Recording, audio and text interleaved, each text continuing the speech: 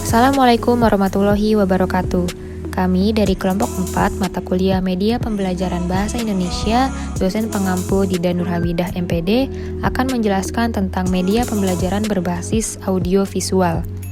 Kelompok 4 sendiri terdiri dari Alvina Muzri Fatika, NIM akhir 87, Muhammad Ihsan Abdurrahman, NIM akhir 75, Riri Adelia Putri, NIM akhir 70, Sarah Nur Almas, NIM akhir 53, dan Selvia Parwati Putri dengan NIM akhir 88. Materi-materi yang akan kami bahas ialah pengertian media pembelajaran audiovisual, kemudian bentuk-bentuk media pembelajaran audiovisual, fungsi penggunaan media pembelajaran audiovisual, kemudian kelebihan dan kekurangan media pembelajaran audiovisual, dan yang terakhir, contoh penerapan media audiovisual dalam pembelajaran bahasa Indonesia dan langkah-langkahnya. Pertama, apa itu media pembelajaran berbasis audiovisual? Pengertian media pembelajaran berbasis audiovisual, kata media berasal dari bahasa Latin yaitu medius, yang secara harfiah berarti tengah, perantara atau pengantar. Sedangkan pengertian media menurut Usman dan M. Bashiruddin Asnawir adalah sesuatu yang bersifat menyeluruhkan pesan dan dapat merangsang pikiran, perasaan, dan kemauan audien atau siswa sehingga dapat mendorong terjadinya proses belajar pada dirinya. Media audiovisual adalah seperangkat media yang secara serentak dapat menampilkan gambar dan suara dalam waktu yang bersamaan, yang berisi pesan-pesan pembelajaran. Kedua, apa saja bentuk-bentuk dari media pembelajaran berbasis audiovisual? Bentuk-bentuk media pembelajaran berbasis audiovisual. Pertama, media audiovisual gerak. Contohnya, televisi, video, dan film. Yang kedua, media audiovisual diam. Contohnya, film bingkai bersuara, slide bersuara, komik dengan suara. Yang ketiga, media audio semi gerak. Contohnya, teleriter, media broad, rekaman suara, misalnya lagu atau cerita. Yang terakhir ada media visual diam dan audio diam. Contohnya visual diam seperti mikrofon, gambar, dan grafis, peta, globe, dan bagan. Sedangkan audio diam contohnya telepon, dan lain-lain.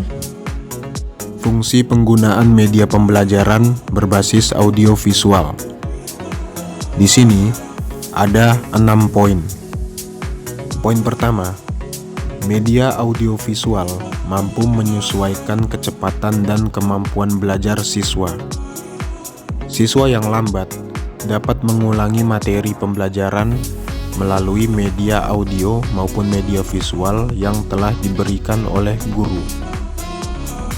Yang kedua, dapat memberikan pemahaman yang lebih dalam terhadap materi pembelajaran yang dibahas. Yang ketiga, membantu guru menyampaikan materi lebih cepat dan mudah. Yang keempat, menarik dan membangkitkan perhatian, minat, motivasi, aktivitas, dan kreativitas belajar peserta didik. Yang kelima, menciptakan lingkungan belajar yang kondusif.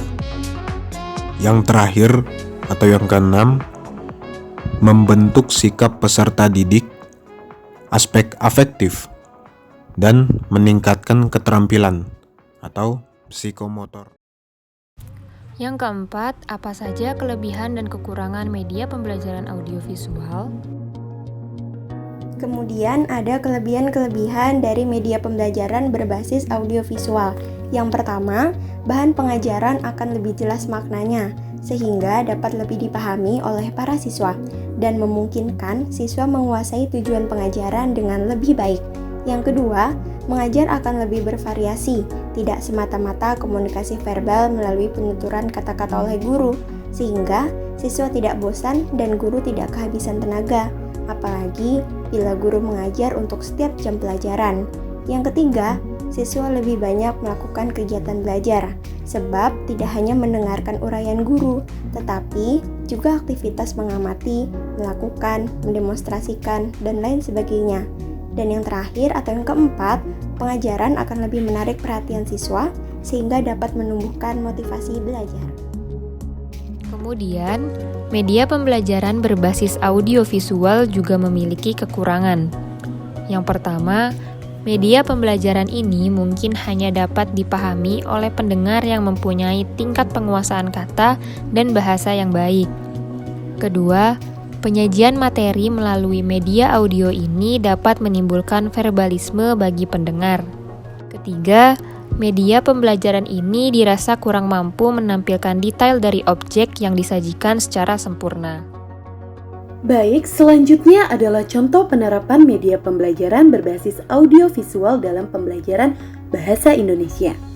Dalam pembelajaran bahasa Indonesia, khususnya pembelajaran keterampilan menyimak dapat menggunakan media pembelajaran berbasis video yang dapat diakses melalui sebuah platform online YouTube.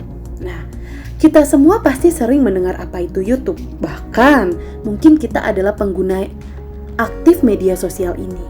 YouTube merupakan salah satu situs media digital video yang dapat diunduh, diunggah, serta dibagikan di seluruh penjuru negeri. Bukan hanya penjuru negeri, bahkan penjuru dunia pun pasti ada yang menggunakan platform ini. Nah, situs sosial media ini seringkali dipakai oleh berbagai kalangan, mulai dari kalangan muda hingga orang dewasa karena kemudahannya dalam mengakses. Nah, penggunaan YouTube sebagai media pembelajaran yang interaktif antara guru dengan siswa. Beberapa tahapan yang harus dilakukan sebelum menggunakan media YouTube ini adalah: pertama, menetapkan materi ajar yang dapat menggunakan media pembelajaran YouTube. Kedua, membuat konsep video pembelajarannya. Nah, dalam membuat konsep ini, kita harus pertama, menyiapkan topik materi yang akan disampaikan. Kedua, mengklasifikasi materi-materi agar lebih runtut dalam penyampaiannya. Yang ketiga adalah menentukan model penyampaian materinya. Yang keempat, membuat storyboard atau skrip agar mudah dalam penyampaiannya. Selanjutnya, guru dapat mengarahkan peserta didik menyimak video yang telah diunggah di kanal YouTube. Lalu, guru serta peserta didik dapat berdiskusi melalui kolom komentar yang telah disediakan di situs YouTube. Sekian penyampaian materi tentang media pembelajaran berbasis audiovisual dari kami. Kurang lebihnya mohon maaf. Wassalamualaikum warahmatullahi wabarakatuh.